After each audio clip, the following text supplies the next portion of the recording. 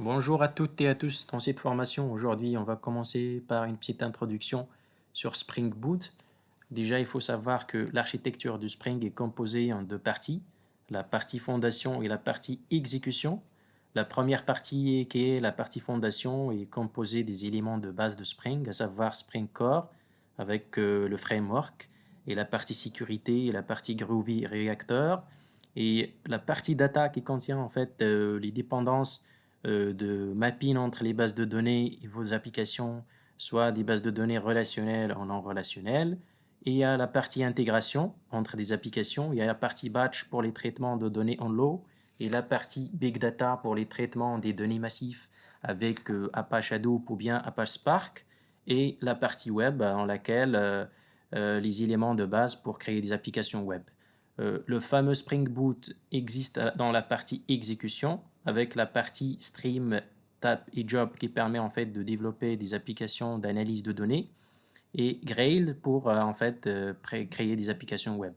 Donc le fameux Spring Boot existe ici dans la partie exécution. Donc c'est un outil qui permet en fait de développer des applications plus rapidement et facilement. Il est simple dans l'utilisation et il est basé sur l'autoconfiguration. Donc, un fichier XML au niveau de votre projet contient en fait les jars et les dépendances de votre projet. Donc, Spring Boot à partir de ces jars, il fait la configuration automatiquement. Il offre un certain nombre de fonctionnalités qui sont similaires par rapport aux autres projets, à savoir les metrics et les health checks. Et finalement, il est simple dans le déploiement dans le cas où on a terminé en fait l'application où vous avez terminé votre projet, donc c'est assez simple de faire le déploiement.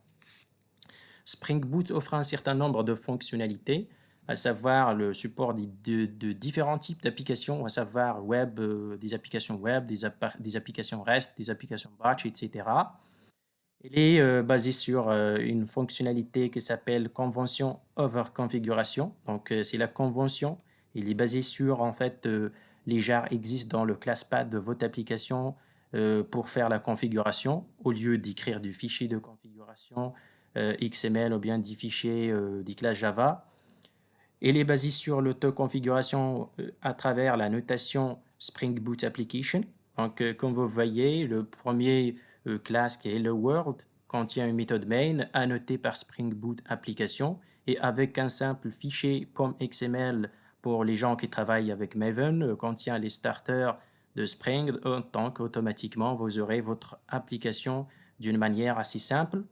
La gestion simplifiée des dépendances avec les starters, comme j'ai dit, en fait, elle est basée sur des starters. Donc, ces starters contiennent en fait les dépendances essentielles pour chaque partie. Par exemple, la partie starter data GPA donc, contient des éléments de Java Persistence ou bien de Hibernate et tous les éléments essentiels pour en fait faire fonctionner Spring Data. Il supporte un certain nombre d'outils de gestion de projet, à savoir Maven ou bien Gradle. Donc, vous aurez la possibilité d'utiliser Maven dans cette formation. Et au niveau de vos projets, vous pouvez utiliser Gradle. Spring Boot aussi offre une partie en fait qui s'appelle configuration, donc qui permet en fait de faire le scannage de vos packages ou bien de vos classes. C'est au démarrage de l'application, Spring Boot fait le scan de toutes les classes qui sont annotées par configuration. Bien sûr et bien évidemment, vous pouvez ajouter des classes de configuration à votre projet dans lequel vous spécifiez un certain nombre de paramètres qu'il faut prendre en place. Donc, ces classes de configuration sont spécifiques à votre application. Donc, il faut les noter par configuration. Il supporte en fait third party starter, c'est-à-dire en fait les dépendances de troisième niveau. Si vous ajoutez un starter web, donc il y a un certain nombre de dépendances, à savoir TeamLeaf, par exemple, GSTL, etc. Donc ce sont des starters de troisième partie. Donc il utilise les jars présents dans votre classe path pour prendre des décisions de configuration. Si votre application ne contient pas en fait des classes annotées par configuration, donc il va utiliser la configuration de base qui est présent en se basant sur l'analyse des jars. Donc, pour créer une application Spring Boot, vous avez plusieurs possibilités, soit d'utiliser un IDE, c'est un environnement de développement intégré. Il y a STS, qui s'appelle Spring Tool Suite, il y a Eclipse et il y a IntelliJ. Donc, c'est à vous d'utiliser l'IDE que vous voulez.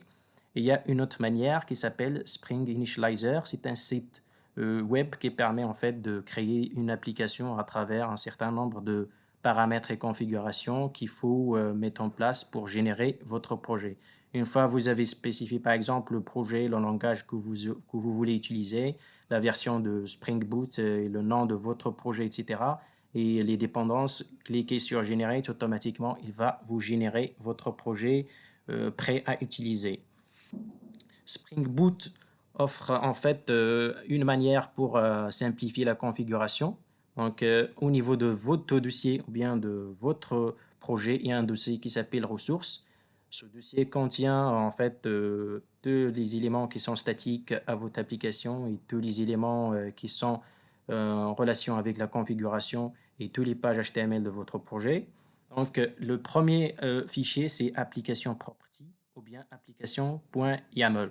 C'est du fichier contient la configuration nécessaire de votre application. Par exemple, dans ce cas, nous avons la configuration de la base de données en mémoire basée sur H2. Donc, il suffit tout simplement de taper Spring Data Source URL et spécifier le URL de Data Source. Si vous utilisez l'un des IDE que j'ai cité avant, vous aurez l'occasion de voir l'autocomplétion et que l'IDE offre dans, dans ce développement. Et vous pouvez changer la bannière ASCII qui est en fait lancée au démarrage de votre application et la fiche Spring Boot. Cette bannière va vous permettre en fait de configurer cette bannière de la manière dont vous voulez et afficher par exemple le nom de votre application. Spring Boot offre un starter essentiel qui s'appelle Spring Boot DevTools, qui permet en fait de modifier des propriétés par défaut, à savoir par exemple le cache et le restart de votre application. Donc, ce DevTools permet en fait le redémarrage automatique de l'application, le support de Live Reload. Si vous avez 10 modifications au niveau de votre page HTML, donc automatiquement il affiche ces modifications au niveau de navigateur. Et il permet aussi de persister les données de votre session au niveau de votre navigateur si vous avez fait des redémarrages de votre application. Spring Boot supporte un certain nombre de technologies, à savoir Spring Core. Parmi les dépendances Spring Core, Spring Security, Spring GTA, Spring Cache, Spring Session. Il supporte la partie web, donc Spring MVC. Vous pouvez créer des applications Spring MVC basées sur Spring Boot. Vous pouvez créer des applications web basées sur WebSocket, Jersey, mobile, etc. Spring Boot supporte les moteurs de template, à savoir FrameMaker et TeamLeaf et Groovy et Mustache. Il supporte des bases de données relationnelles et non relationnelles, donc à savoir MongoDB, Cassandra, etc.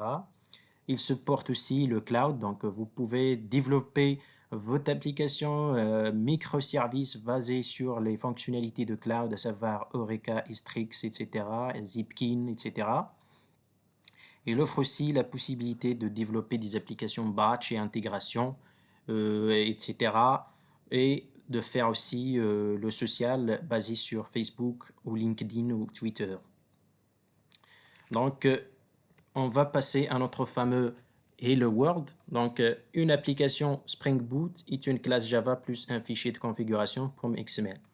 Donc, notre classe contient notre méthode main et une route qui s'appelle Hello World qui va nous permettre en fait de récupérer Hello World automatiquement via / au niveau de navigateur. Spring Boot Application permet de démarrer et de configurer automatiquement votre application. Et c'est REST Controller, c'est une application REST qui va nous faire retourner cette phrase au niveau du navigateur. Le POM XML contient tout simplement le starter de web, starter web. Donc, c'est le starter qui contient tous les éléments de base de la partie web de Spring.